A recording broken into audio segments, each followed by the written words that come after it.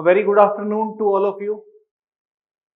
Welcome to the second session of today's class of Sociology Foundation Batch 2022. Few important things that I would like to tell all of you. First and foremost, all of you should purchase this book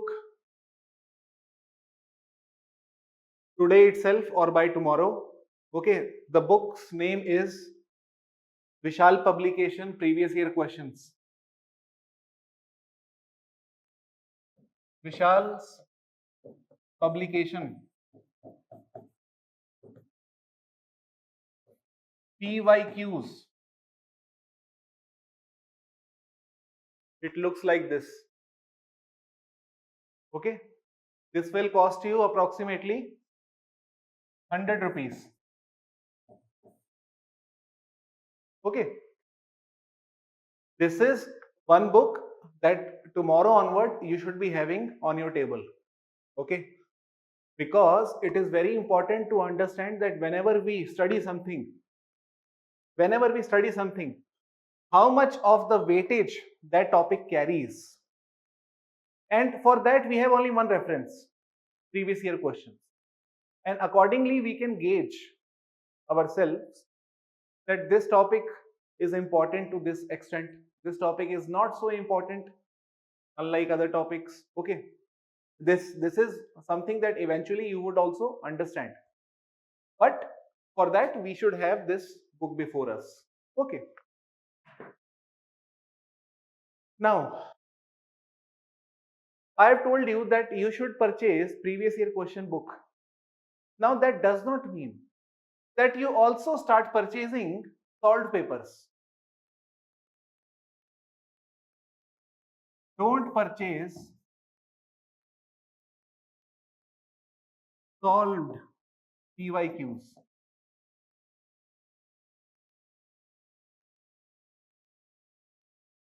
There is only one book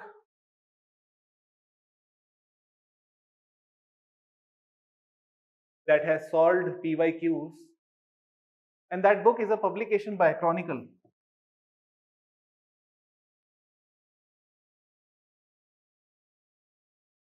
But we do not have to read it.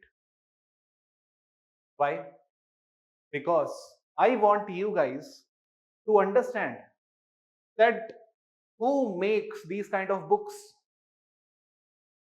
and why these books are made. It is very important for you to understand. And I'm going to pose one question to all of you, then eventually you will understand the world around you.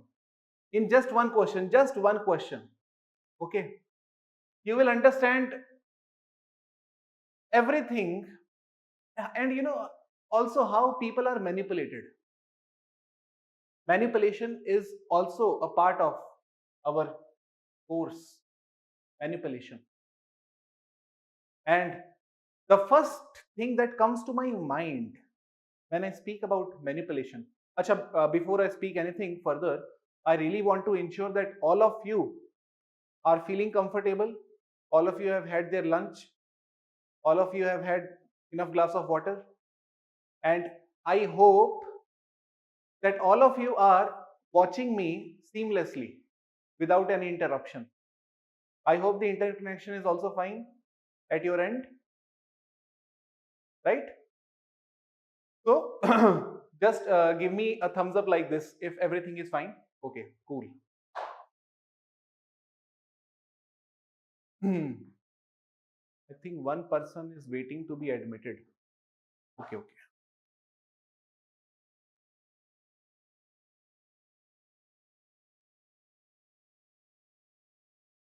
Admit करना था, 2 लोग को कर दिया मैंने. हाँ. Okay. Now first very important question to all of you, and even before that, second instruction that I wanted to tell.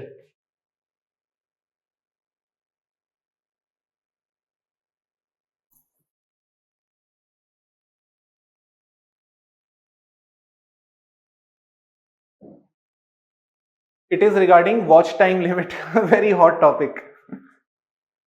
Watch time limit.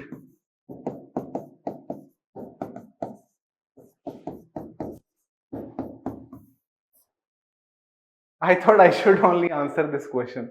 Watch time limit. Please try to understand. If you are watching one lecture 4 times, which is something that we have accommodated, okay? But if you are watching one lecture 4 times, just think how many years are you going to take to clear this exam? 2 hours of lecture. If you are taking 8 hours to finish 2 hours, how many attempt will you take when only one should be taken? You can easily calculate CSAT paper 2. And secondly, I'll make sure from my end that my speed, the speed with which I would be speaking, and my diction, that means the clarity of words, I'll ensure that everything is fine from my end. So what do you have to ensure from your end? Only one thing: internet connection, nothing else. Okay, rest everything we will take care of. Just please take care of only one thing from your end, that is internet connection. Okay. So always make sure that you do not have to watch one lecture second time. Okay, because we do not want you guys to waste your time. In case you feel any kind of doubt, please call me. And trust me, I will answer your queries. Okay, because I do not want you to waste your time in watching lectures again and again, going rewind forward, rewind forward. It's better to simply call.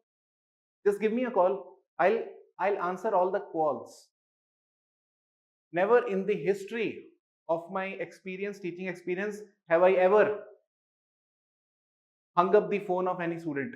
Always answered calls of everyone, even at night 2 a.m. I remember there was a student I used to explain him about theories at 2 a.m. At 2 a.m. Now that does not mean you start calling me at 2 a.m. Okay, that was just an exception. Anyway, so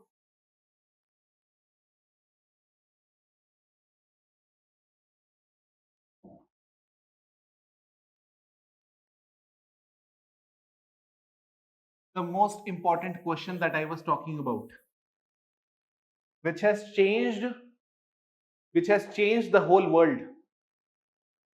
I'll ask you this question.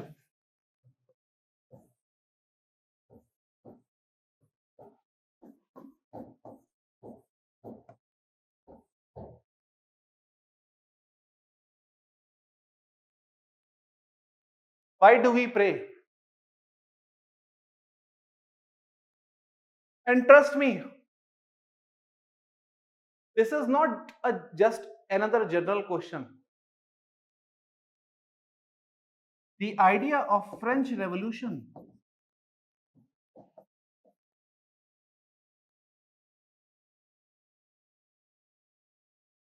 the idea of Renaissance,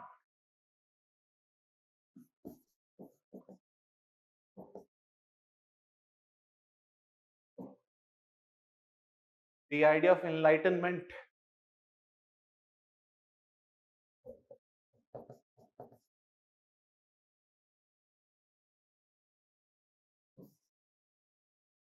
all these big ideas that you must have read about in your school days.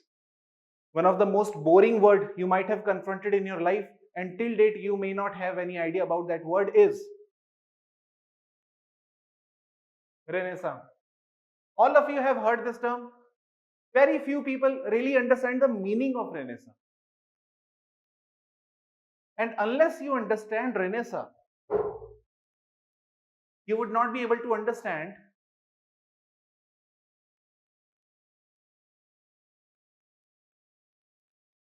scientific Renaissance.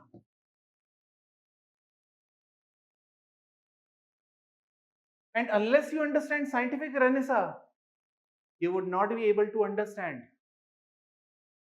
scientific revolution.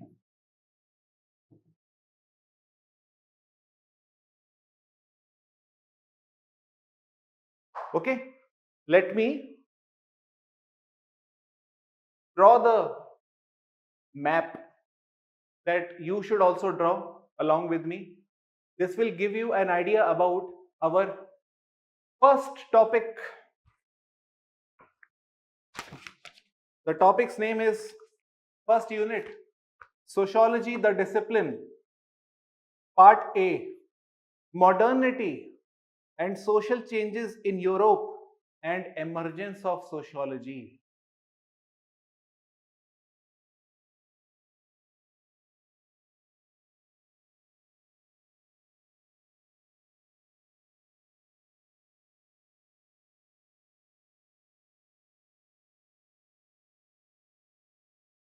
The topic is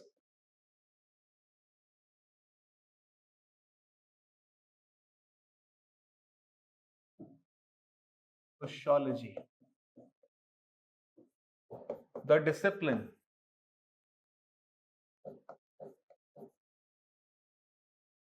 A part, modernity and social changes in Europe.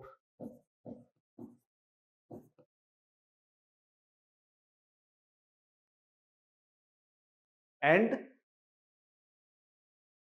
the last three words of this A part are emergence of sociology.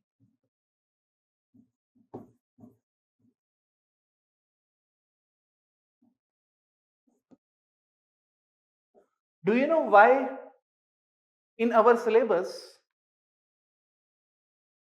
the first A part is framed in this sentence? Modernity and social changes in Europe and emergence of sociology. Somehow, as a beginner who does not know sociology, one thing I can comprehend that emergence of sociology has one or the other relation with the social changes in Europe.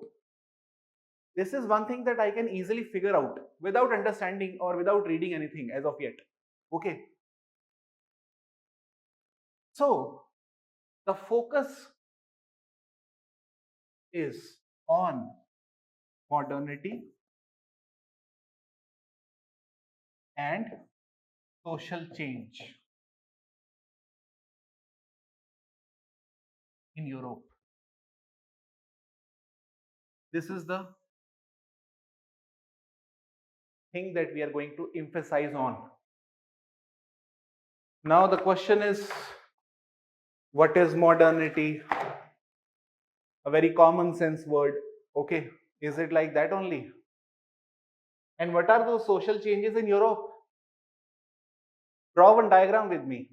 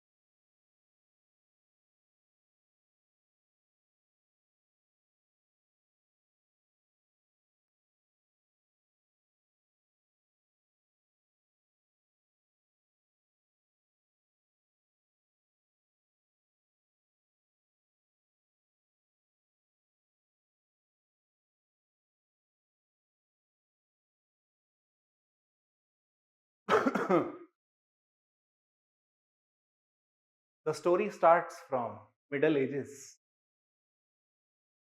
Middle Ages. You must have heard this term, Dark Age. You must have heard this term, I'm sure. Those of you who must have played Age of Empires during their BTech, Age of Empires, AOE, they must have heard this term, Dark Age. Okay, anyhow. So I'm going to talk about Renaissance, scientific revolution, enlightenment, and obviously the next part is emergence of sociology. And these were the social changes in Europe. These are those social changes in Europe. Sometimes, you know,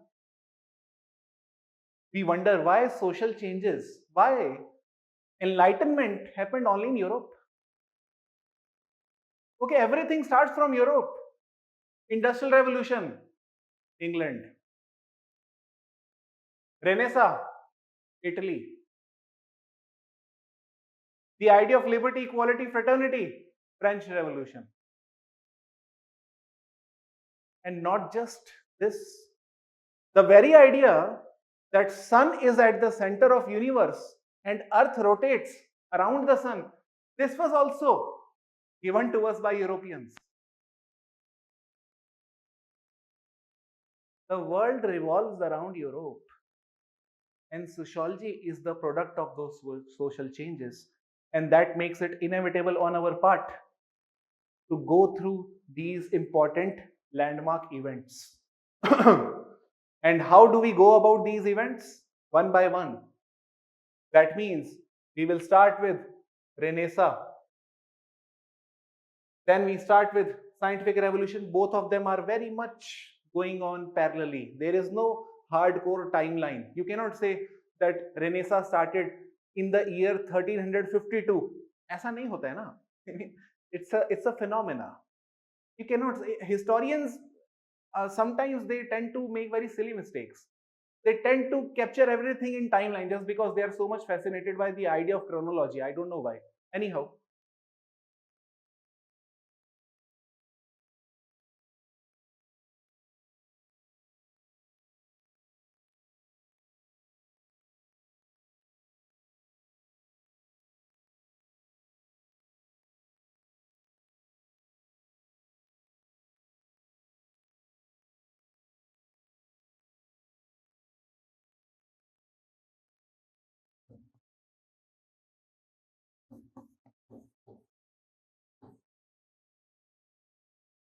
if you answer this question, you will automatically get to know, trust me, that what is Renaissance.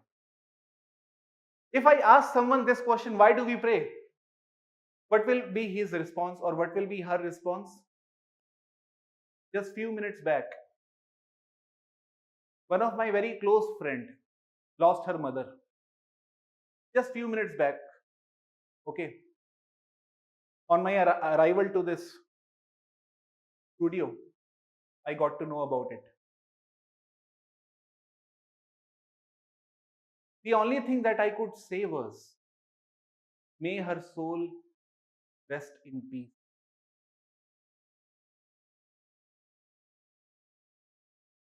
This is the only thing that I could say.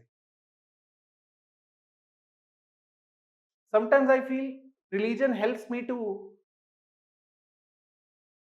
answer few questions that cannot be answered by science. And when I said, may her soul rest in peace, somehow the bereaved is the person who has lost his close one. Somehow the bereaved feels a sense of comfort when you say anything like this. That means the same religion which helped me to answer something that seems to be unanswerable has helped her to get over the crisis. She has not literally gotten over the crisis, it will take her time.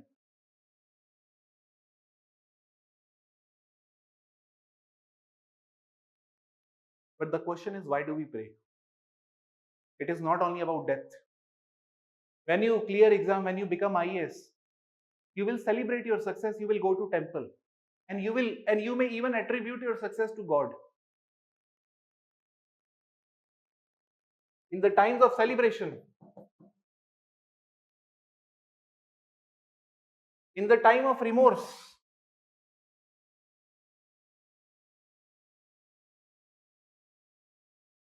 we become religious.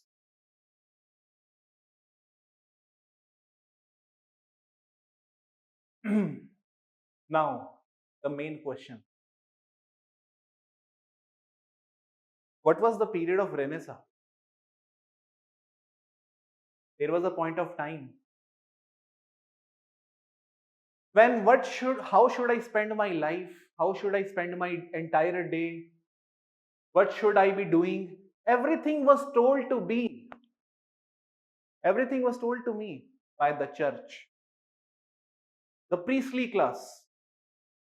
I'm talking about the medieval times. The church used to tell me, don't eat non-veg. Don't you want to go to heaven? I said, yes, yes, I want to go to heaven. So don't eat non-veg. Your entry will be restricted. Okay. One day, one fine day, just imagine that I am that European man who does not know how to spend his day and night. I'm talking about medieval times. One day I decided to cross over the ocean. Again, priestly class came and pulled me back and told me, are you mad? The moment you cross your ocean, you will no longer be a Christian man. We would not recognize you. You will lose your religion. I said, okay. So I should not be eating this. I should not be traveling there. Okay, theek hai. How should I spend my day? We will answer that question. Now, whatever you do, everything was dictated to you at that point of time by the priestly class. And not just your personal life, the whole universe, how universe works. I hope most people must be knowing that there was a point of time when we used to think that earth is at the center of universe and sun revolves around it. There was a point of time when we used to think like this until we explored universe through our eyes, through our own eyes, through telescope, those instruments which came later.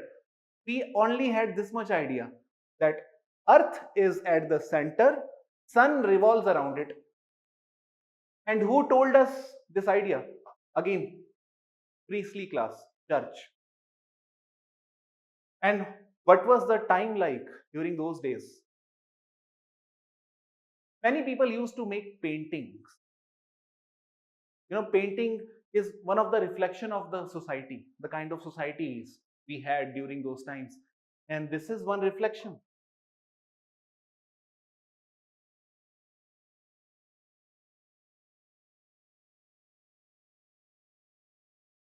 The priest is instructing everyone, if you want to go to heaven, you should be praying. You should be coming to church every day. You should be donating this much amount of currency. Our worldview was restricted. Our aspiration today, everyone, all of you want to become IAS officer. But there was a point of time when aspiration was not to become IAS officer. I'm talking about medieval Europe. At that point of time, the aspiration was to go to heaven. This was the aspiration of mankind. That means God was supreme creature. Man was not recognized. God was supreme creature and man or his individual capacity or his individual ability, none of those things were recognized. If I tried to challenge the church, I was declared as heretic. Heretic. Heretic means someone who is challenging the authority, someone who is challenging the church. That person is known as heretic. Galileo Galilei, very famous person. He was declared as heretic by the church. Do you know why? Because he confirmed the theory given by Copernicus.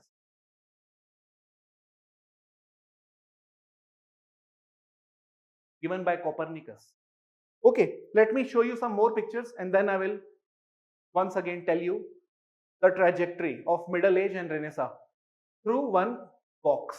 Okay.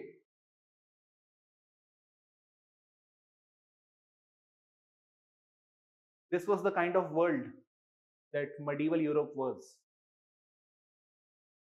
People are simply obeying to the commander in chief. Prior, this is the term this man was known as by prior, priestly class basically, prior.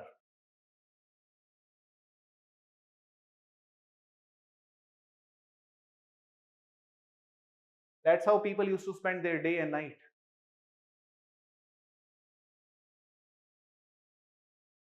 The paintings are clearly the reflection of those times.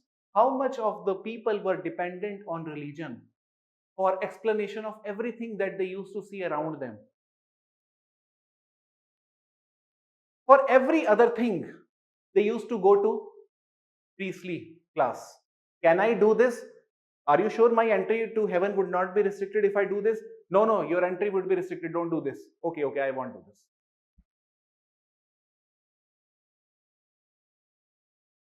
Now, one thing is very much clear.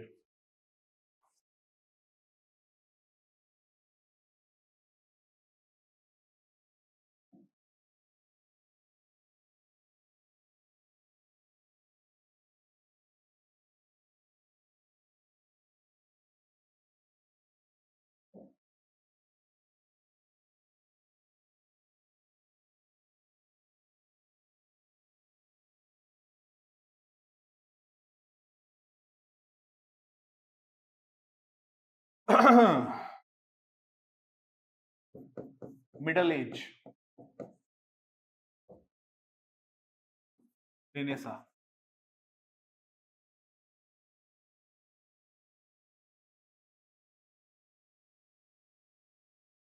First sentence.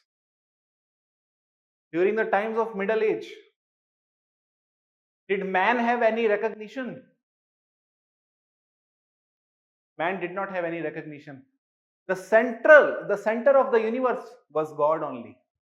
Whatever God or the spokesperson of God, so-called priestly class, whatever they would say, that is the final. They said, Earth is at the center, that is final. You cannot challenge. That means God was at the center of universe.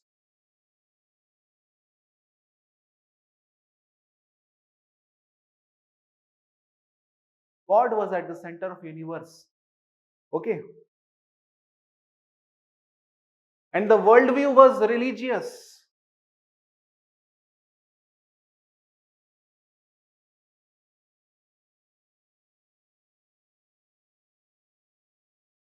Worldview was completely religious.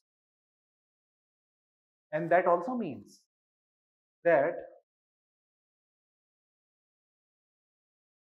individual ability or creativity was not acknowledged.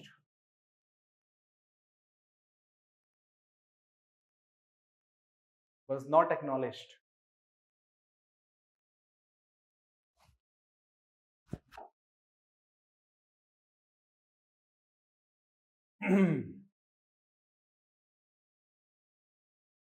You know, in those times, if someone wanted to understand how human body works, how human body, which we in medical discourse call as anatomy. At that point of time, if someone wanted to understand the anatomy of human body, Catholic Church used to say, don't you dare do that. Don't you dare intervene with the divine product. Okay? You have no right to do that.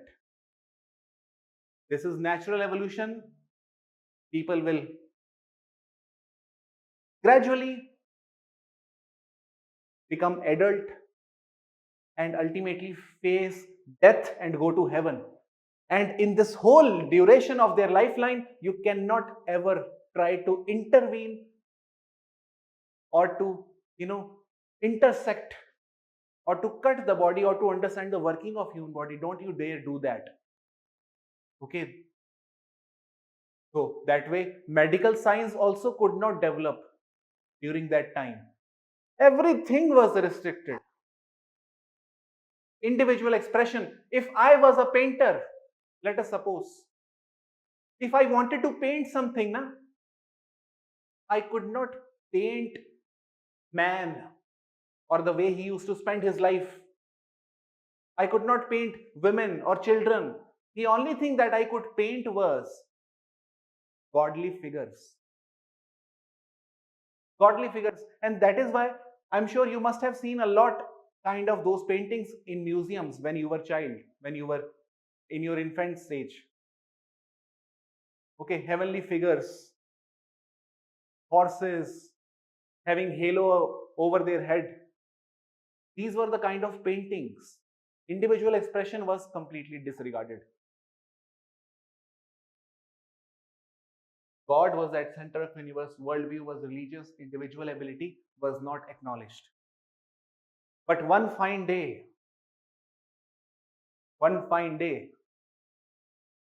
I'm talking about 1400 to 1600. This is the era of Renaissance. Everything before 1400 can be safely regarded as the era of Middle Age. Okay, Middle Age. What happened during these 200 years? One fine day,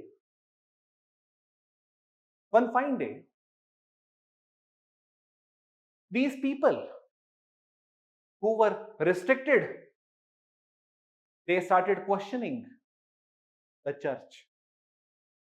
And you know why did they question the church?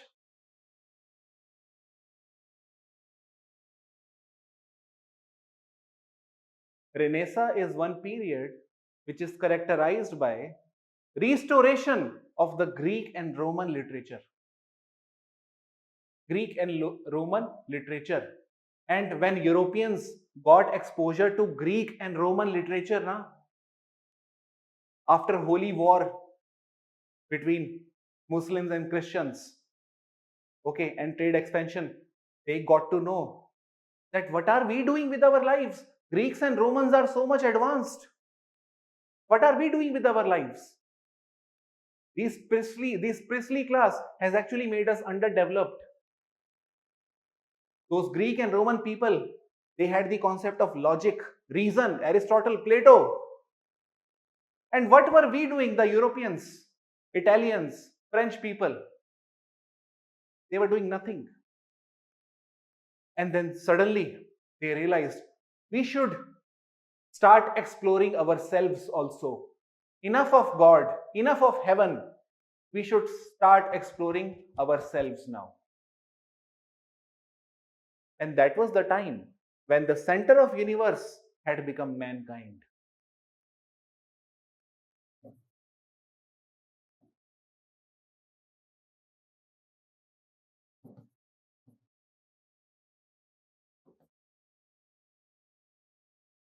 Mankind at the center of universe.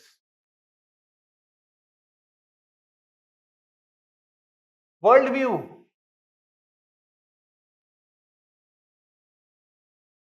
So many people think that secularism is the gift given to all of you by French Revolution. All of you are wrong. Secularism is the product of Renaissance. Okay. And secularism, by the way, also has different kind of variants, which I will teach you. Okay. American secularism, French secularism, Indian secularism, Turkish secularism. Okay. That will also help you in GS.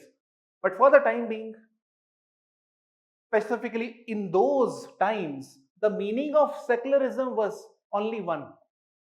Only one. It was not against religion. It was only to think of beyond religion. Not against religion, but beyond religion. That means reason had started, the concept of reason. Reason means individual thinking capacity, not always, getting manipulated by priestly class. Individual, your own thinking. This concept of reason had started to come into existence for the first time. But this reason stayed with faith. Faith and reason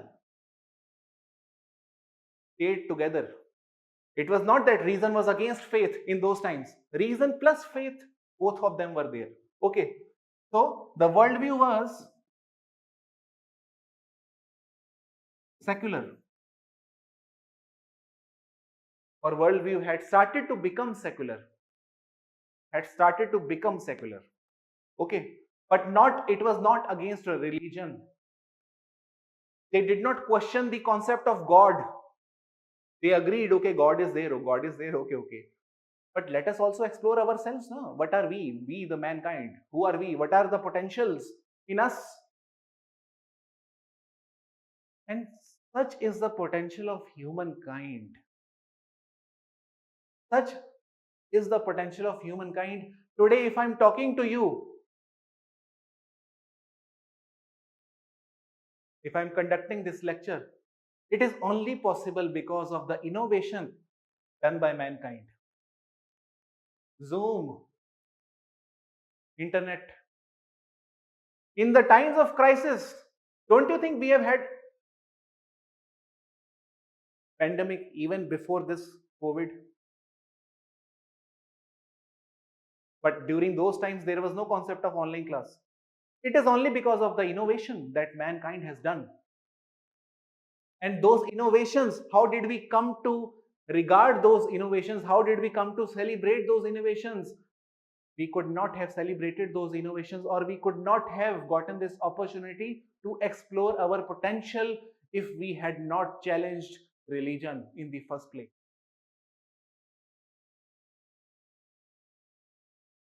Otherwise, we would have spent our whole day in praying to God and waiting for hours to get the answer from the God through these spokesperson, clergy class. So,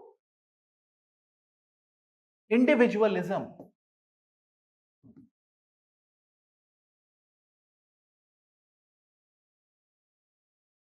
Individualism got its existence. Individualism as a concept got its existence from Renaissance. Okay? So I hope so far I'm clear to you. Now the question is, what is individualism?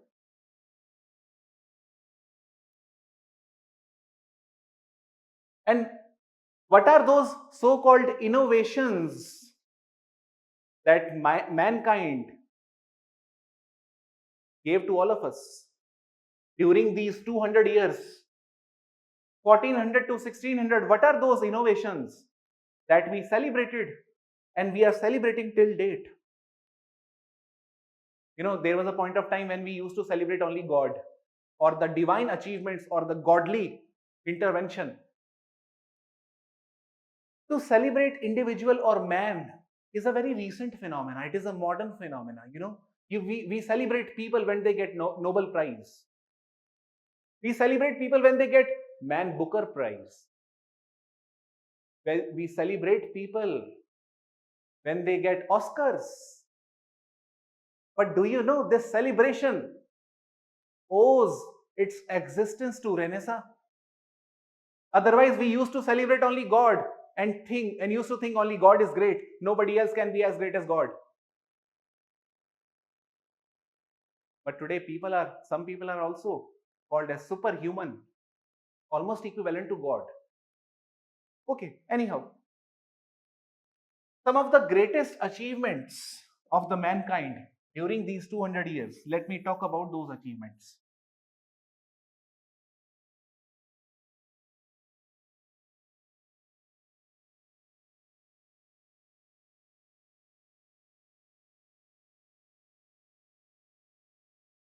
When I talk about individualism, when I talk about secularism,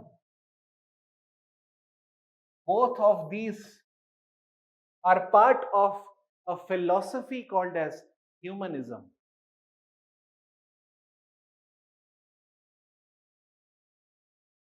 Philosophy of humanism.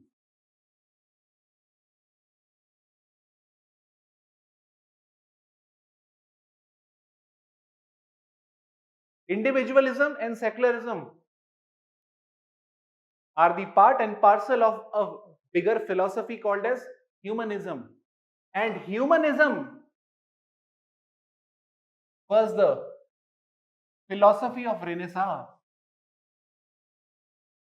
Humanism was the philosophy of Renaissance.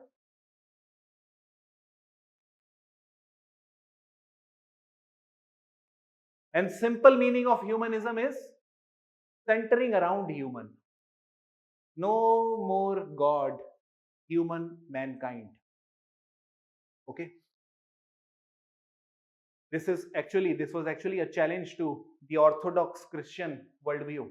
But somehow, gradually, it gained currency.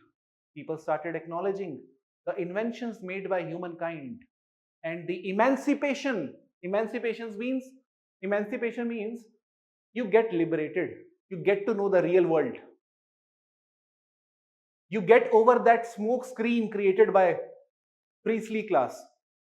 There was a smoke screen. You used to think Earth is at the center, and then came Mr. Copernicus, one of the most important person. His invention, his recognition that sun is at the center was in the year 1490.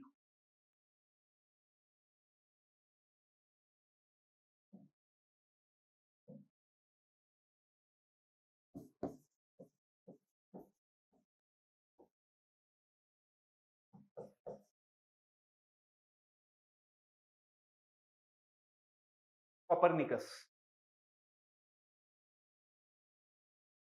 And what is the theory given by Copernicus known as? It is known as heliocentric worldview or heliocentrism. I'll explain the meaning of heliocentrism.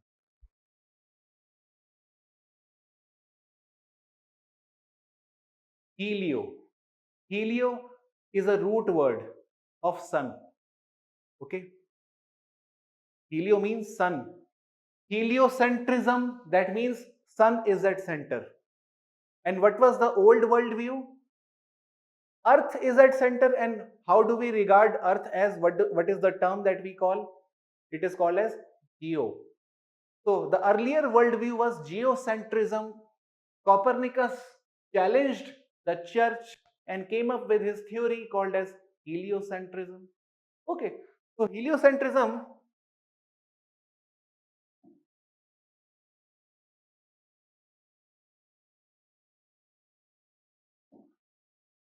counter to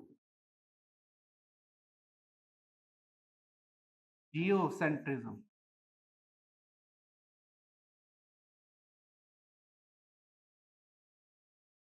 Counter to geocentrism.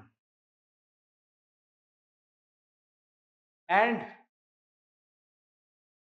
look at a very beautiful fact. You know, the very the very possibility that some individual can challenge institution like church. That was very remarkable achievement in those times. Someone could challenge, not only just challenge, but also prove with objective facts, objectivity. Someone could prove with objective facts that whatever you are saying is nonsense. Whatever you are saying is a belief which lacks scienticism or fact. The fact is, and this is something I am Copernicus, I have observed that it is the sun which is at the, not the earth. And it is not limited to Copernicus. Think about Johannes Kepler, second person.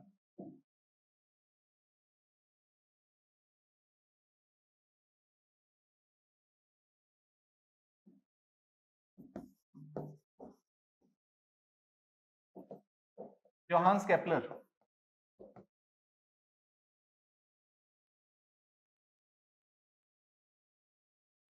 We have heard his name also in our school days. What is the contribution of Kepler? Kepler is the first person to talk about the laws of planetary motion. Laws of, and when you talk about law, laws used to exist even before science had come into existence. And those laws were known as Vatican laws. Vatican laws. Vatican, as you know, is a great city in Europe. Okay, Florence, Italy, Vatican. And the Vatican law was church is supreme. Whatever church would say is final. But this guy, Kepler, he came up with another law, the law of planetary motion. That whatever you are saying does not match with my findings. My finding is that planet revolve in an elliptical fashion.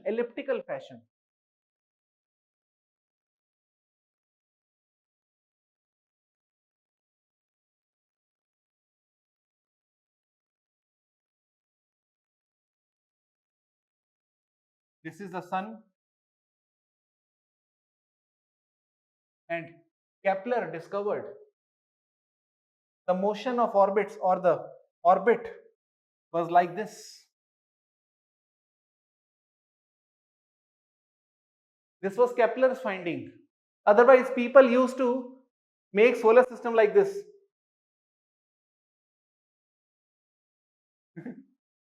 This is wrong pictorial representation. It is not circular, it is elliptical. Who enlightened us on this elliptical thing? This was Kepler. But the moment he told us about this elliptical motion, again, one more challenge to Priestley class. One more challenge to Priestley class.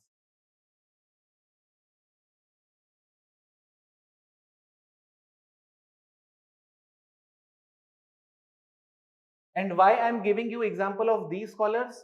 Because I want to talk about individualism. Individualism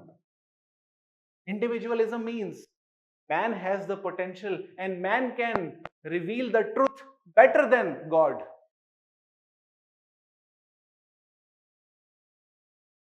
This is why I am talking about individual contributions. Galileo Galilei.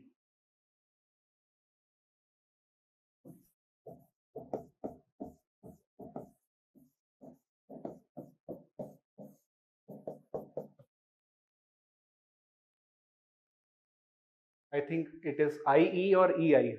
Yeah, forgotten it. What is the contribution of Galileo Galilei?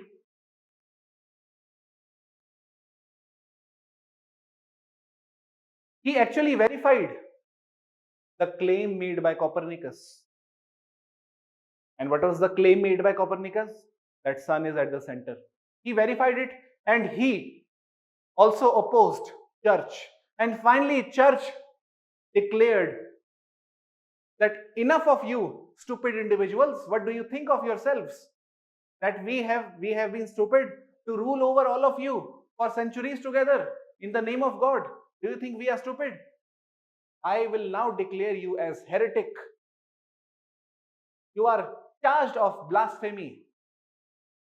You are insulting God, Mr. Galileo Galilei, Mr. Kepler, Mr. Copernicus. All three of you should be hanged till death.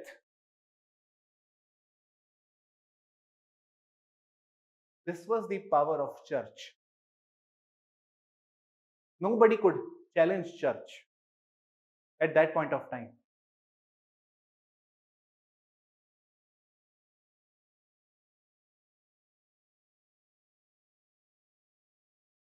I talked about three names, and all these three are considered as natural scientists, physicists, right? Have you heard the name of Leonardo da Vinci? Very famous person. Everybody knows about him, everybody. But very few people know why is he famous. Very few people know. Everybody gets fascinated by these names, but we do not question inquiry, critical thinking. Is the expression given to us by Renaissance movement? We should always question whatever we are told. So if someone tells you that you should solve or you should go through chronicle solved papers, do not simply buy his advice. Okay? Think as an individual. Do not get influenced easily. Do not get influenced easily. Okay? Otherwise, you would become like those people who had fallen victim to the priestly class. And you know who is the modern priestly class? Social media. Whatever circulates in social media, people tend to believe it without verifying it. Without verifying it. What is the point of having gone through Renaissance? And they literally forward it to WhatsApp, Telegram. I keep getting 100 forwards every day, and out of all those 100, 200 are wrong information. Anyhow,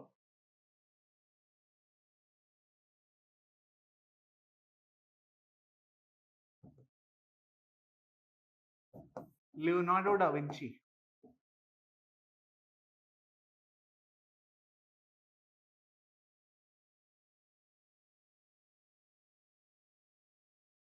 Why is this man famous? You know, there are multiple reasons behind it. Multiple reasons. Actually, he is regarded as the Renaissance man. The Renaissance man. Okay, not just he, many people like him, but he is specially regarded as the Renaissance man. Why? Because he did everything that was restricted by church. Everything. One of the most important contribution was human anatomy.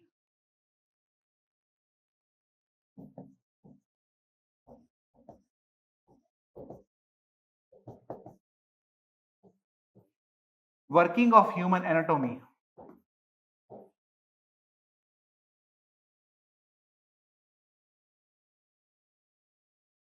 He tried to understand the working of human anatomy. And do you remember that image? Let me show you that image live only on Google. Okay. Let's see what comes.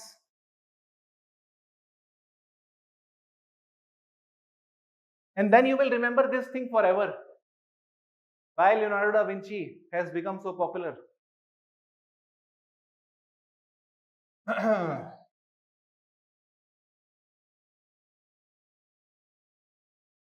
Leonardo.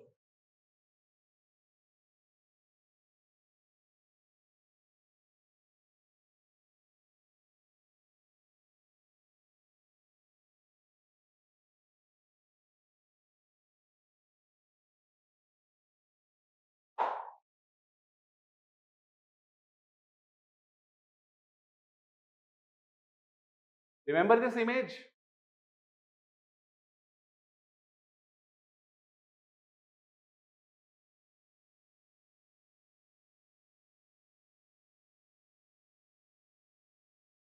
You must have seen this image a lot many times. It's clear, na? Just give me a thumbs up if it's clear to you. Yeah. Okay. What did Leonardo da Vinci try to show? This was a challenge to church, that I can try to look into the anatomy of human body. Gone are the days when individualism was restricted. Now I'm a free individual. I will do whatever I want to do. Look at the Greek and Roman people. They have become so advanced. We Europeans, because of you, church, priestly class, we have become so underdeveloped. Nobody has gotten proper education. Nobody knows about human body, let alone God, something that cannot be even proven. We cannot be fooled anymore by you guys. Enough of you. This is what all these Renaissance men told to the church. Okay. Now,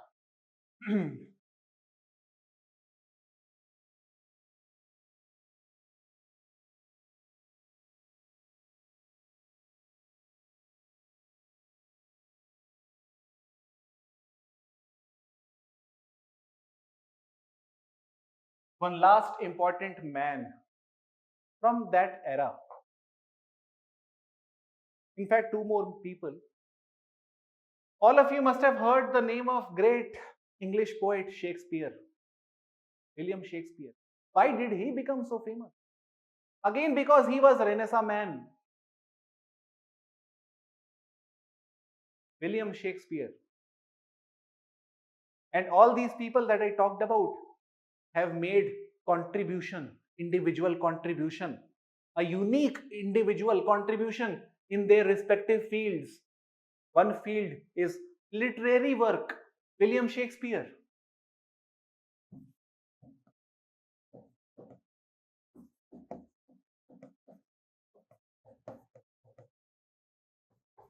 The most famous book, Hamlet.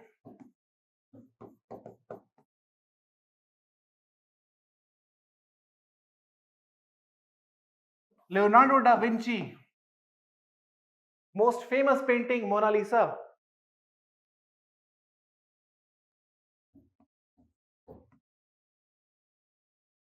Why Mona Lisa is so famous? Have you ever thought? Think about it. This is your homework question. Okay, this is not a question that UPSC will ask you, but these are those questions that one should always think over. Okay. Leonardo da Vinci, Mona Lisa, and Da Vinci also has made many other contributions. I cannot talk about all those contributions, so I will talk only about the significant ones. Working of human anatomy.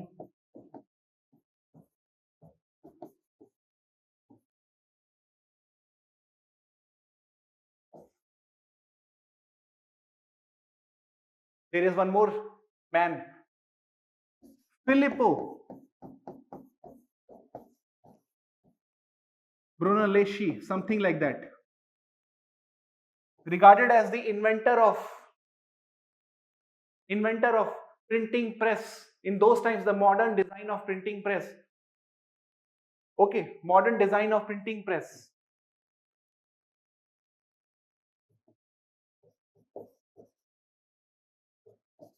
Printing press. The most significant contribution, printing press, is why it is so important, because it is only through printing press that something that was limited to the elites could be translated into the language of masses and could be reached out to all the masses. There was a point of time, Latin language was considered as the language of elites. Latin language was considered the language of, even in India, Sanskrit was the language of elites and Pali was the language of masses. Sanskrit was the monopoly of Brahminical upper caste men, and those were the elites in those times. Okay, anyhow. And other than these names, I have already talked about Kepler, Galileo, Copernicus. Ultimately, how can we summarize whatever we have read? whatever we have read? How can we summarize? And why did we talk about these people? Because I wanted to show individualism, how individuals' contributions can be regarded as great or can be celebrated as greatly as the contributions so called made by the god to us or to the universe. Okay, basically man was now the center of universe. People had now started celebrating the inventions made by the mankind. People had now started to gauge understanding about their working of the body, the same body which they carry every day. They could now understand what this body is made of. They could now think about themselves as well. Okay, so just to tell you about individualism or individualism or secularism, or the philosophy of humanism, I showed you all these contributions made by those different people. And in terms of painting, okay, in terms of painting, I have shown you contribution in different fields: literary work, natural science. And in terms of painting, can you see a major difference between these two paintings?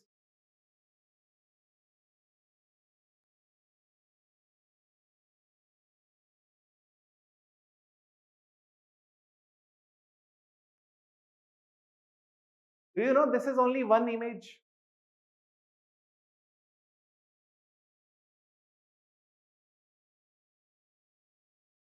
Same thing is painted by some other person now.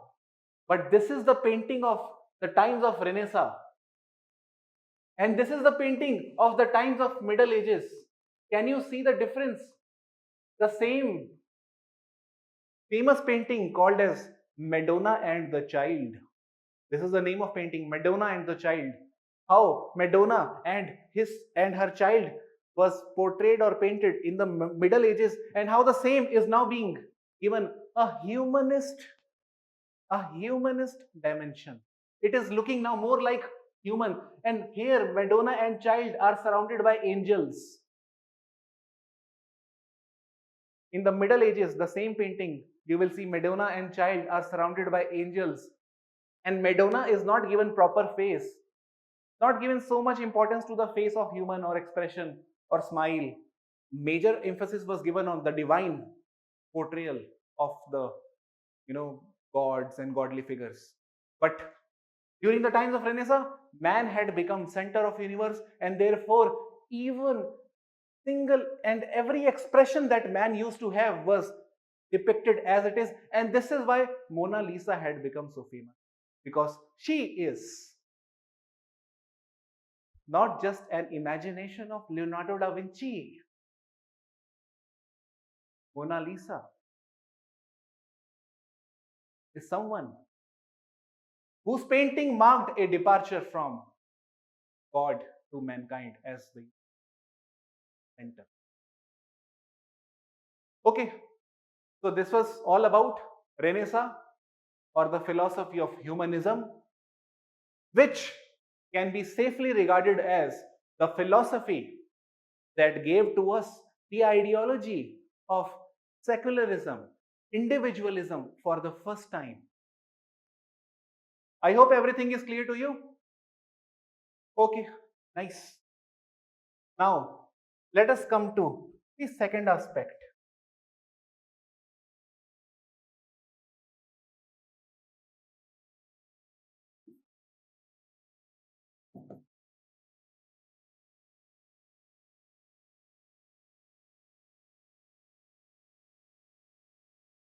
Acha, tell me, is yellow color visible? Yes? Okay.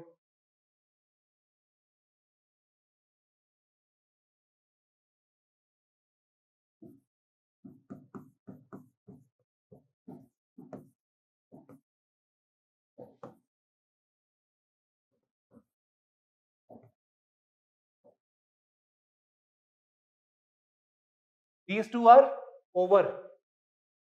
Next, we are going to go into the phase of scientific revolution, and scientific revolution is also over.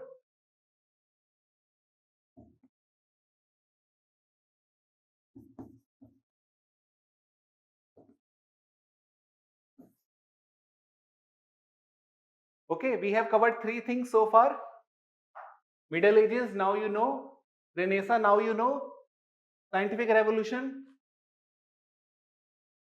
Those people that I talked about, Kepler, Copernicus, Galileo Galilei, they are generally regarded as the people whose contribution marked the scientific revolution. But scientific revolution cannot be differentiated from Renaissance period. Rather, scientific revolution is called a scientific renaissance. Because at the end of the day, it is talking about individual contribution only.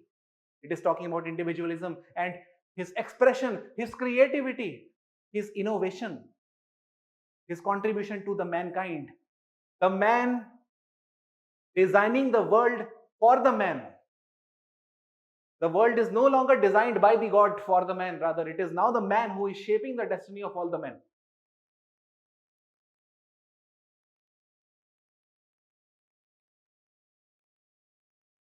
Now, and don't worry about dictation. Okay? Don't worry about dictation. Why? Because I believe that you should be, if you are attentive enough now, you will easily understand there is no need to write each and every line. Okay. Because anyhow, everything will be given to you in the notes also. So why to, but yes, always make sure that you are making your running notes. Okay. Because they will help you. And this is the only thing, trust me, this is the only thing which is going to differentiate an individual from others. All of you are getting exposure to the same class, same teacher, same blackboard, and still there is no equality of outcome. Only few people are getting highest, rest are not. Why? Because of these individual innovations that you do at your end. Something that I would not want you to tell, to tell to you. I don't want to become a part of that priestly class who's telling everything. Okay, you should be.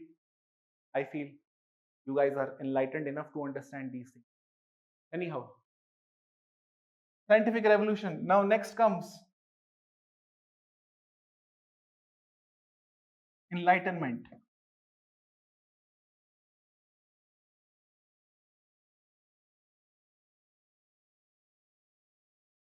Enlightenment.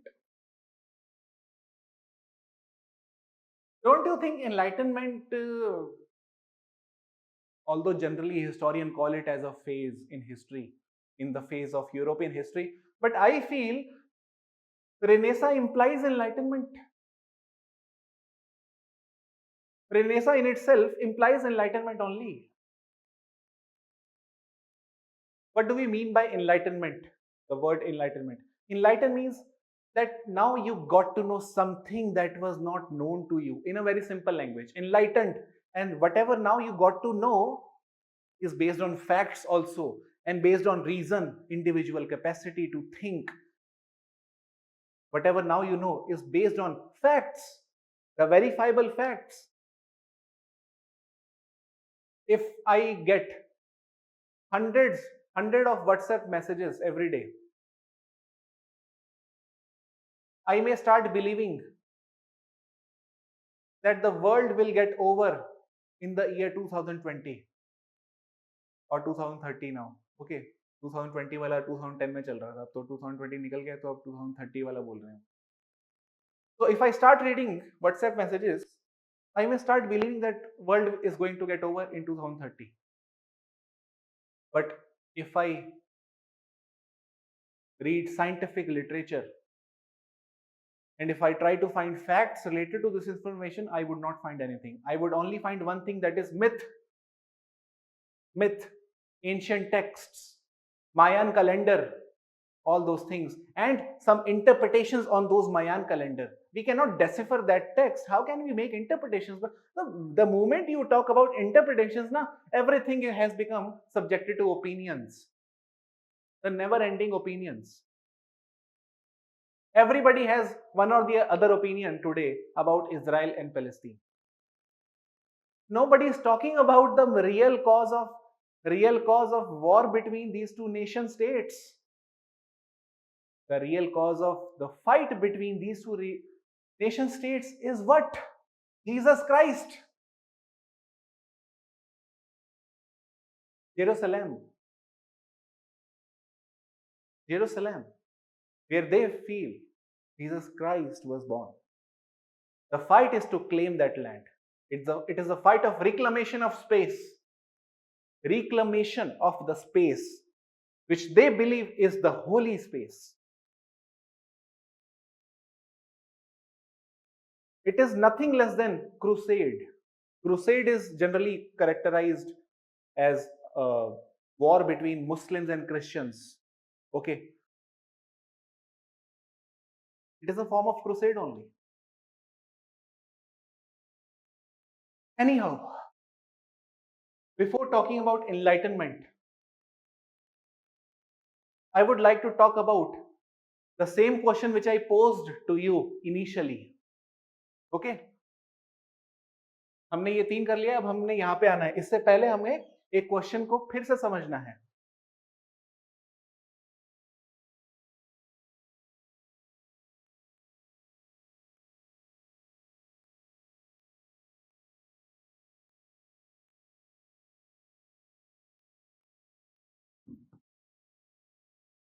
Why do we pray?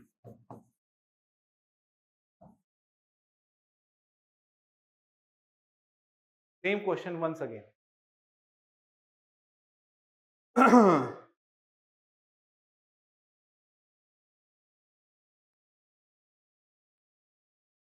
This was the question posed by the greatest people in those times, in the 14th century. And that was posed to the greatest institution of those times, that was the church. In those times, there was no concept of state. Like today, we take for granted the concept of India, Pakistan, America. In those times, there was no America, India, Pakistan. There was no concept of nation states or territories. Why do we pray? Every time we pray, we are losing our time that can be used in innovating something. This is what Renaissance tells us. If all those people had fallen victim to the priestly class, do you think we would have gotten enlightened on the working of human body or the working of universe? We would still be living in that era where it was believed that earth is at center and human body is a divine soul, cannot be touched upon or intersected. We would be going to hell if we try to do this, if we try to dissect human body. This is the kind of thinking that we would be having if those people had not been there who questioned the church or priestly class.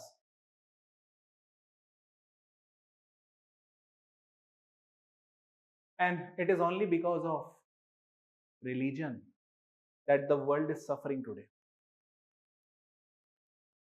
It is only because of religion that the world is suffering today. Every conflict that you can think of has its origin to the religion. Conflict between India and Pakistan, people, the so-called geopolitical scientists, international relations के जो experts हैं, they would say it is a war of territory. This is not war of territory. Tell me the main reason. Why are they fighting over territory? The reason is religion. It is the war not between India and Pakistan. It is the war between Hindu and Muslims. Okay.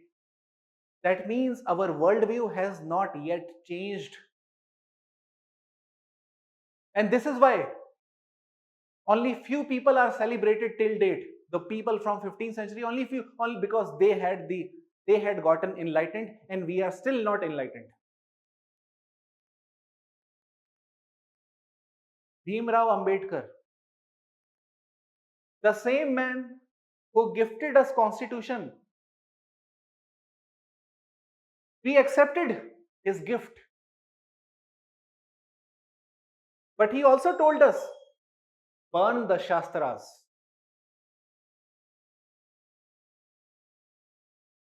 Ambedkar,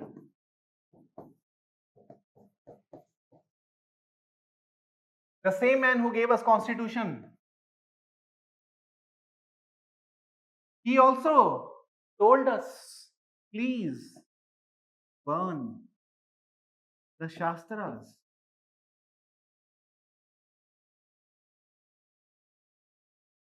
Did we listen to him? We did not listen to him.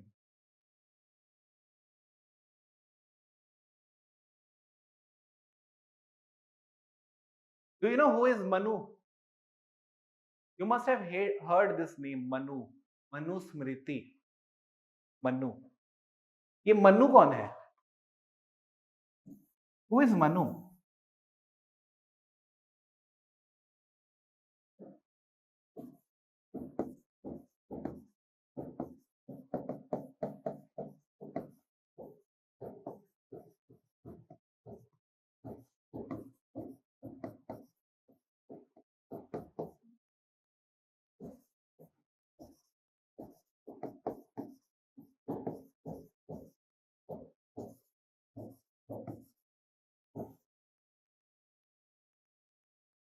Ambedkar had once written a book against the madness of Manu.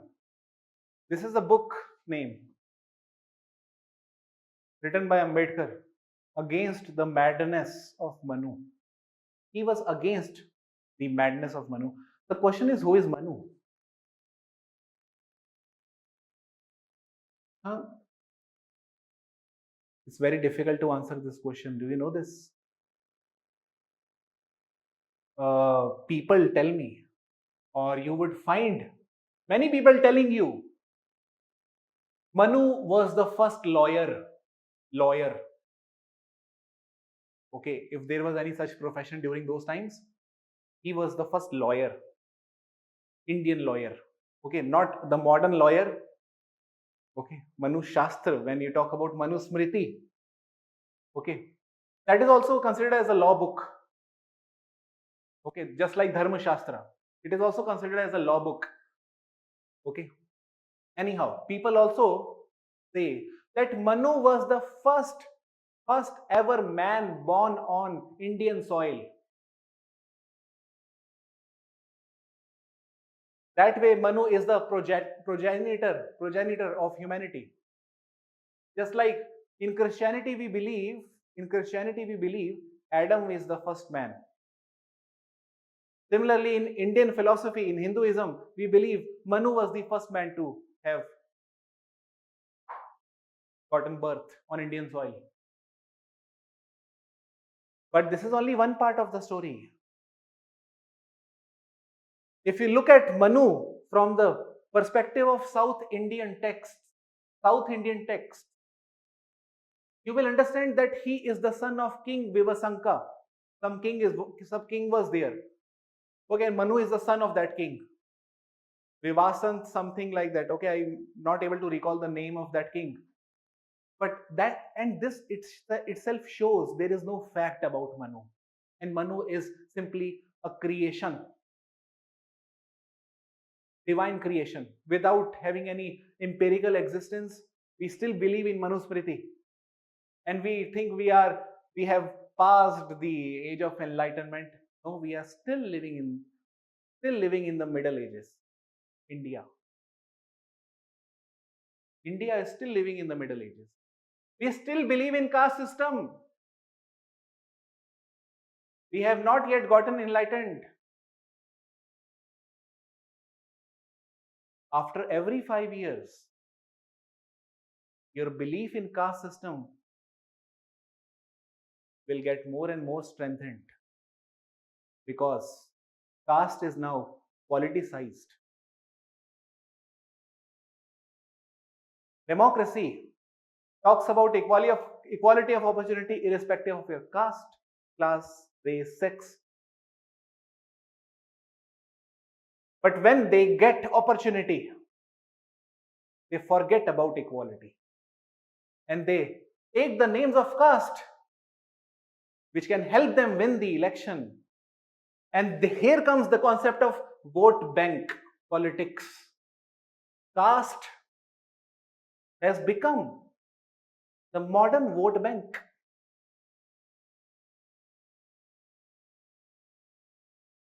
There is a very famous scholar who once said, in India, we do not cast our votes, rather, we vote our castes. And this shows we are still in the Middle Ages.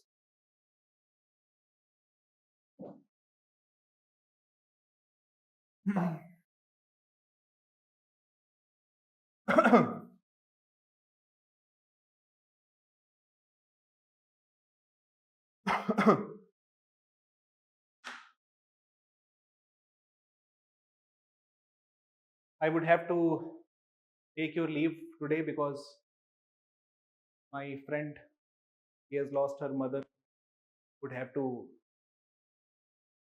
go there because there is no other choice also. Very close family friend she was, and she is, I mean.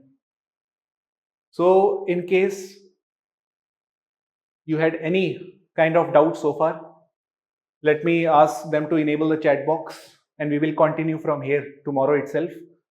Tomorrow, what I am going to teach is something I am going to tell you today itself, so that you also get some chance to read few things on your own. That will also help you to keep pace or to keep abreast with whatever I am teaching to you. Tomorrow I am going to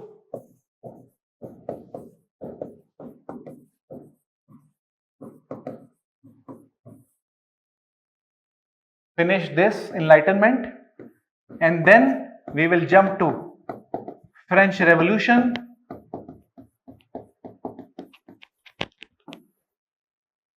okay, we will finish French Revolution also, and then we will jump to Industrial Revolution.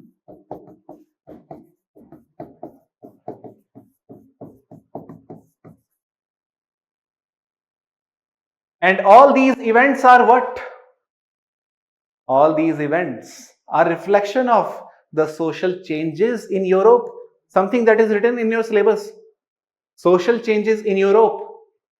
Europe starts with Middle Age for us also, okay, because we are not Europeans, so we would not be studying the history of Europe. But for us, Europe starts from Middle Ages, then comes the concept of Renaissance, humanism, then concept of scientific revolution, then enlightenment, then French Revolution, then Industrial Revolution, and then comes sociology. Sociology has now emerged. And how did it emerge is something that now you should be waiting for until I'm done with Industrial Revolution. All these chains will automatically help you understand what is sociology and how sociology as a discipline has a link with the events that we have studied so far that are regarded as the part of social changes in Europe. Okay, so just a second, let me call that person. Chat box enabled.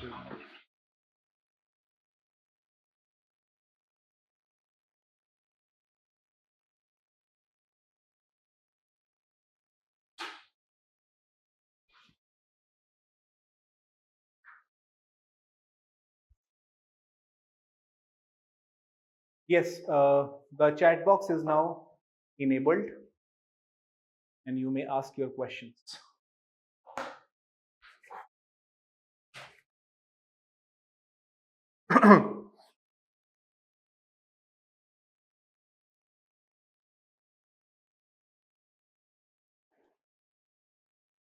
Meaning of the term blasphemy. Okay, okay, okay. Where is the pen? The word that I used was blasphemy. If you guys remember, in between I used this word blasphemy. Blasphemy simply means, in literal meaning, okay, it simply implies insult to God. Insulting or disregarding God.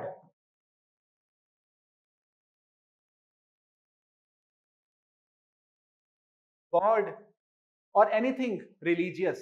In Pakistan, people are hanged till death and they are accused of blasphemy act as well. You know why Malala Yousafzai, that small little girl, is celebrated all over the world? Malala Yousafzai, that girl from Pakistan, she is celebrated all over the world, just like we celebrate Einstein, Galileo Galilei, Kepler, Copernicus, Leonardo da Vinci. Similarly, we celebrate Greta Thunberg today. They are the modern Renaissance men and women. But everything happens in Europe only. I don't know why. But somehow, Malala Yousafzai and many other from India as well. I'm not disregarding India. Okay. She was the first girl to have raised the voice for girl education. Girl education was strictly prohibited in the name of religion. And she challenged the authority. Okay. Some people may call it the act of blasphemy, but it was not regarded, rather it was celebrated, because Pakistan also has to secure this image that we are a democracy. And in democracy, we do not charge anyone of insulting God. Okay, so blasphemy simply is insulting God. Okay, let me now check the other questions. From where to read these topics you will teach tomorrow? Acha, acha. The topics that I will teach tomorrow, Enlightenment and French Revolution. Read these things from NCERT only. You write on Google NCERT French Revolution. In fact, all those people, you must be knowing that I have already uploaded one handout on NCERT French Revolution. In case you have not gone through it yet, please read it today itself, because कल हम जब पढ़ेंगे हमारे लिए दोनों के लिए फायदा रहेगा. Sir, how are we differentiating Renaissance and Enlightenment? Renaissance and Enlightenment. There would have been no Enlightenment if there was no Renaissance. It's like you are asking me question, how do you differentiate between father and son? Okay. Who is son? Enlightenment is the son. Renaissance is the father. Remember this. Rest I will explain tomorrow. What is the basic difference between Renaissance and Enlightenment? Just now I told you, Pranchu. It is the difference between father and son. Okay, nothing else. The basic idea is similar. The basic idea is similar. Okay. In case you insist me to talk a little briefly about enlightenment, if I may. Okay, just a second.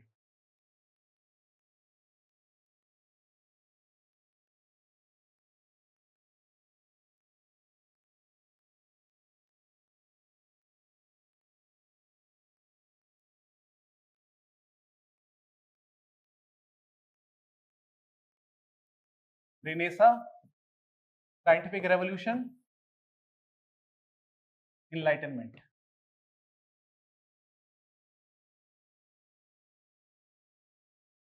Okay. From Renaissance we got what? Individualism, secularism, and both of them are part of humanism.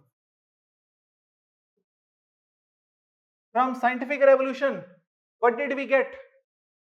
We got those innovations as a result of individualism and secularism. We got individual contributions from the scientists, and we also got to know the working of universe, working of human body, all through facts and reason. When you talk about individualism, you are talking about individual capacity to think, okay, reason.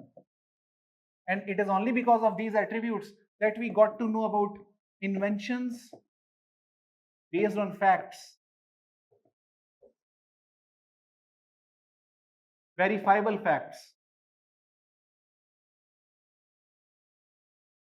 Whatever was invented during that time was based on facts, not like church. हवा में कुछ भी बोली जा रहे हैं church वाले तो बिना facts के. These guys did everything on the basis of facts.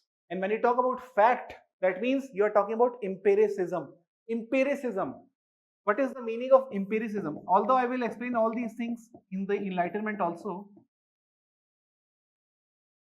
Empiricism means you believe something only when you see it through your senses. You cannot see God, you do not believe in it. Okay. If you cannot see Earth in the center of universe by yourself, you do not believe it. Galileo Galilei confirmed, yes, Copernicus was right. Sun is at the center, not Earth. And I hereby give you all guys the facts related to it. And this is known as the era of empiricism also. But empiricism owes its existence to the capacity of individual to think on it on himself. Otherwise, his capacity was curtailed by church, priestly class. Okay. So just remember one thing. Scientific revolution was about knowledge, the true knowledge, the knowledge based on facts of the natural universe. It gave us knowledge or the true knowledge about working of universe.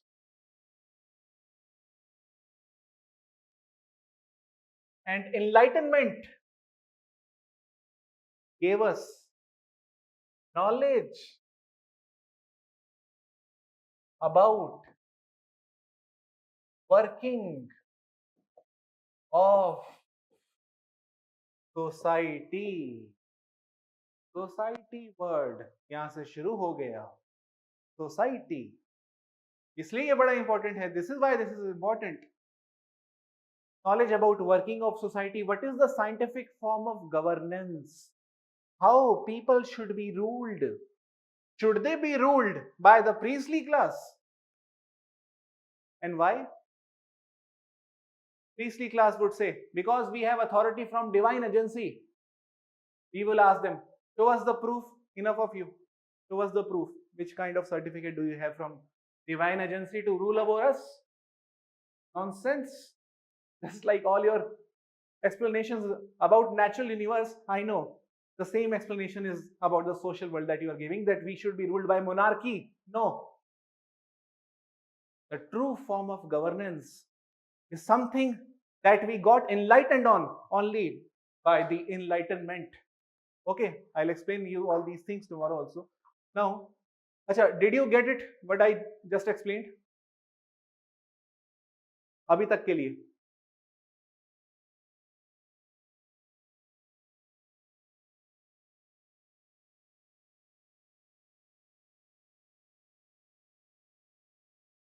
ये chat box disable है क्या? Chat box disable.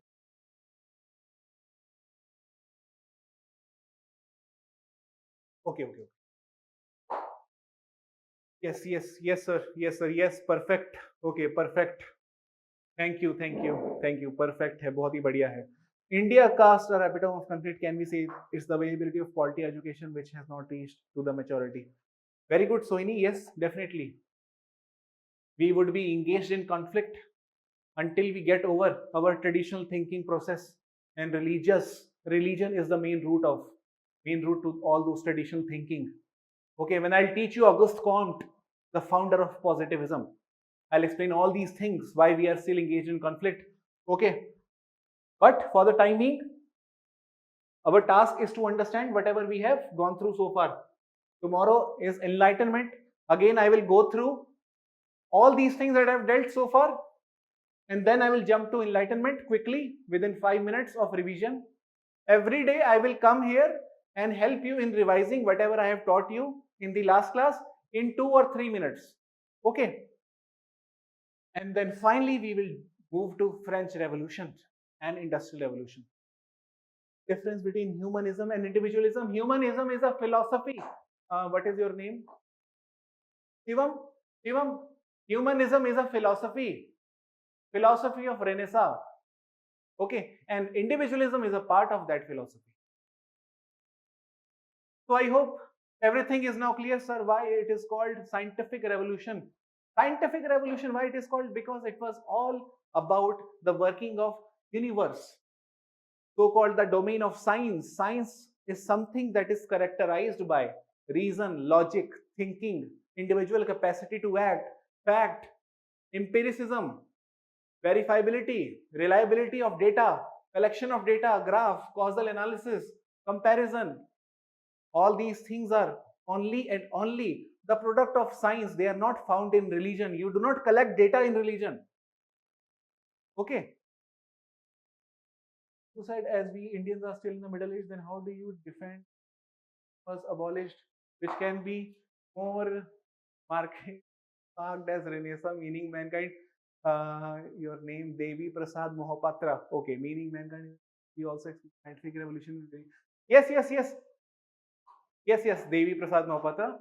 You're right.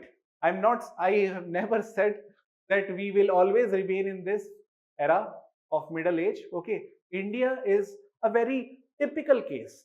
India, or for that matter, Indian subcontinent, is characterized by not modernity, but both tradition and modernity coexist in India. Both tradition and modernity coexist in India together. This is why Indian sociology is very different from rest of the world's sociology. In Western sociology, we talk about modernity, and modernity, as all of you know, came with Renaissance, modern thinking, individual focus on individual capacity to think, question. Okay.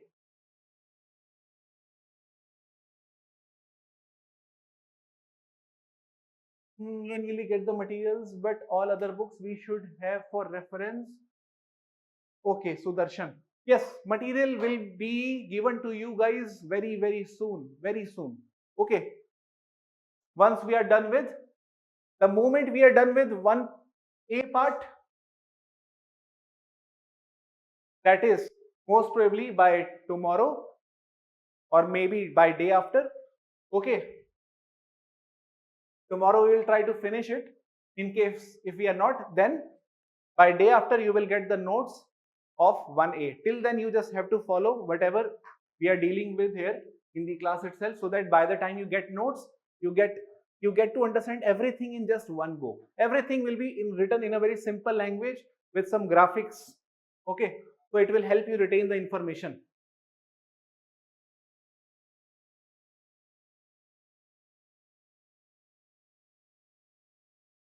Okay. So, Iyappan. Sir, can we say Renaissance is about individual reasoning? Enlightenment is about freeing of individual from priestly dominance. We got free from priestly dominance even during the times of Renaissance itself. Okay. Generally, we say that man was freed from religious orthodoxy. Priestly dominance is somehow, yes, you can say that majorly it was felt during the times of Enlightenment, when we started talking about constitutional monarchy, not absolute monarchy, but constitutional monarchy, or the concept of secularism, or the strict separation of state and religion. Okay, that way you are right. Okay, so let us wrap up today's session. I'll meet you guys tomorrow. Goodbye.